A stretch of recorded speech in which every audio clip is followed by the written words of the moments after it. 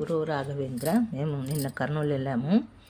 మా వదిన కూతురు పద్మ, ఆమెకి 2 కొడుకులు, పెళ్ళిళ్ళు కాలేదు.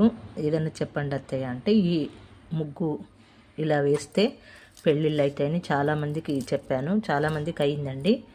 అందుకని చూపిస్తున్నాను మీకు ఈ ముగ్గు. ఇలా చూడండి. ఫస్ట్ ఇక్కడ శ్రీకారం రాసుకోవాలి. మీరు శ్రీ రాసిన తర్వాత ఇలా 2 గెర్రెలు వేసుకోవాలి.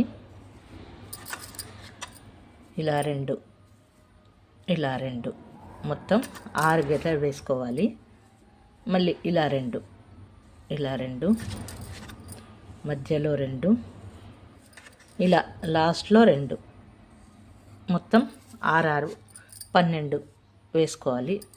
ఇవి 2 ఇవి 2 ఇవి 2 ఇవి 2 ఇవి 2 ఇవి 2 ఇలా వేసుకోవాలి.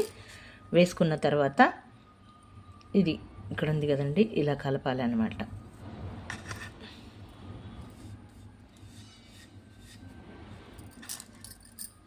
ఇలా ఈ 2 ఉన్నాయి కదా, ఇలా కలపాలి. ఈ 2 ఉన్నాయి కదా, ఇలా కలపాలి. ఈ 2 ఇలా కలిపిన తర్వాత ఈ మధ్య స్థలం ఉంది కదండి, ఇక్కడ పద్మము అని వేయాలి. మీకు పద్మము ఎలా వేయాలో రాదు అంటే ఇక్కడ చూపిస్తాను చూడండి. ఇలా ఇంతే, సింపుల్, చాలా సింపుల్ అయినదండి. ఇది ఎవరైనా వేయచ్చు. విధవైన అమ్మగారున్నా వేయచ్చు, వదిన, చెల్లెలు, అక్క, అన్నలు కూడా వేయచ్చండి. ఇది చూడండి, ఇలా ఇది ఉంది కదా. ఇప్పుడు ఈ 2ని మనం కలపాలి. ఇలా 4 సైడ్లా ఇలా కలపాలి అన్నమాట.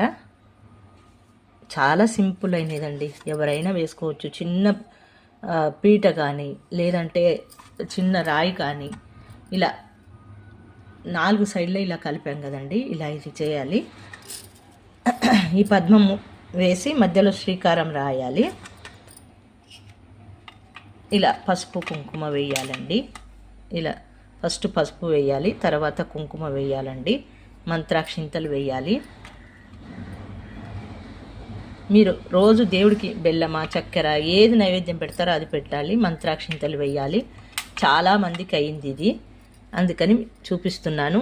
ఇదంతా ముగ్గు అయిన తర్వాత భూవరహ స్వామినే నమః అని ప్రార్థన చేసుకోవాలి. మీ ఇంటి దేవుణ్ణి ప్రార్థన చేసుకోవాలి. ముందు సంకల్పం చేసుకొని ఈ ముగ్గు వేసుకోవాలండి.